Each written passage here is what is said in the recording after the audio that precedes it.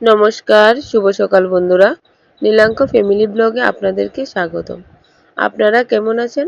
আশা করি ভালো আছেন। আমিও ভালো আছি। আজকের ব্লগটা আমি এখান থেকে শুরু করলাম। দেখতে থাকুন, আশা করি ভালো লাগবে।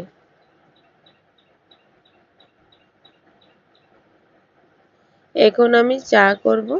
দেখুন আমি রান্নাঘরে এসেছি। আজকে চা করব ক্যারামিন চা, যেটা ফেসবুকে খুব ভাইরাল একটা চা।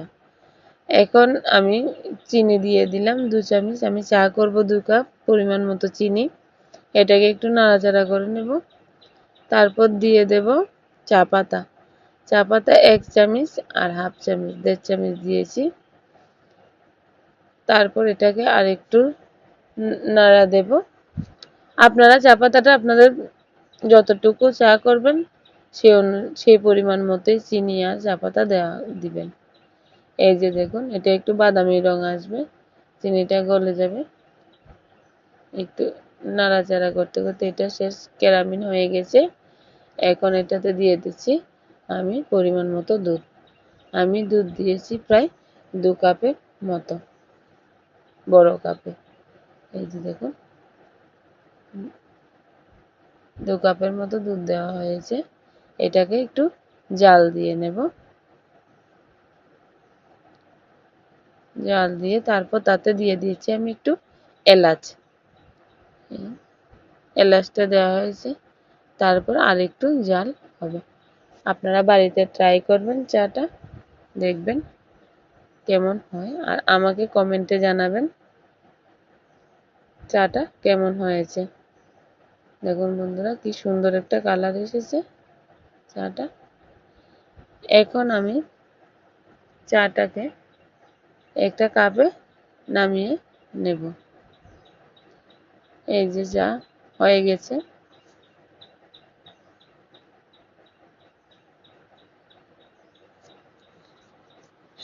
এখন চাটাকে নামিয়ে নেব। দেখুন,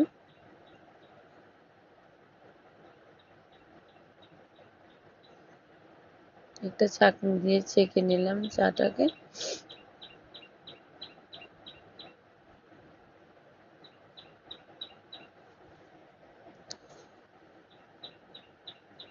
এই যে চা কালারটা খুব সুন্দর হয়েছে।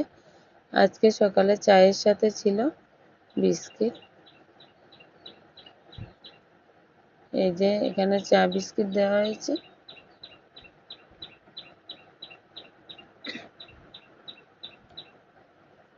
হয়ে গেছে চা আর বিস্কিট। এখন আমি চলে যাব রান্না করতে। আজকে বন্ধুরা আমি কি রান্না করি দেখুন। আজকে রান্না করব আমি ঢেঁড়সের তরকারি। দেখুন, সম্পূর্ণ নিরামিষভাবে রান্না হবে, কম তেল আর কম মশলায়। আপনাদের ভালো লাগবে, দেখতে থাকুন। আমি ঢেঁড়সগুলিকে ছোট ছোট করে কেটে নিয়েছি সবগুলিকে।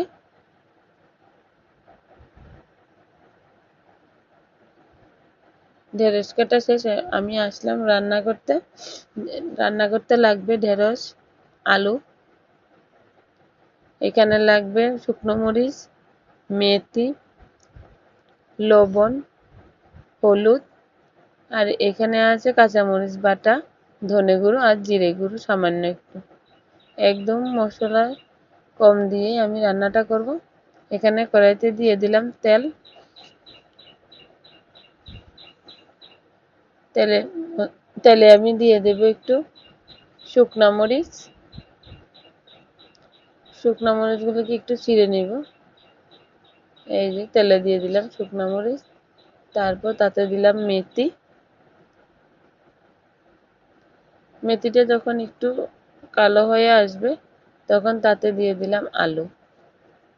এই যে আলুগুলো সবগুলো দিয়ে দিলাম। একটু হলুদ লবণ দিয়ে আমি লাল লাল করে একটু ভেজে নিয়েছি।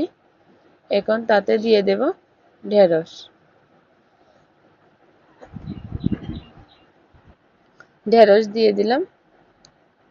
এখন এটাকে হলুদ লবণ দিয়ে একটু ভাজি করব। বন্ধুরা, কে কোথায় থেকে এই ভিডিওটা দেখছেন আমাকে একটু কমেন্টে জানাবেন। এখন দিয়ে দিলাম একটু হলুদ, আর সাথে দেব একটু লবণ।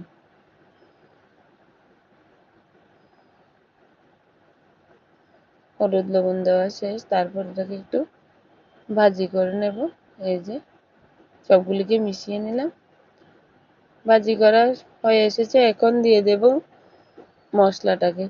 এটাকে একটু জল দিয়ে মিশিয়ে নিলাম। মরিচ, ধনে গুঁড়ো আর জিরে গুঁড়ো সবগুলি একসাথে মিশিয়ে নেব। মিশিয়ে নেওয়া শেষ। এখন দিয়ে দিলাম আমি সামান্য একটু জল। তারপর ঢাকা দিয়ে দেব। একটু জাল উঠলেই তরকারি হয়ে গেছে। এই যে দেখুন আমার ঢেঁড়সের রেসিপিটা হয়ে গেছে। এখন নামিয়ে নেব।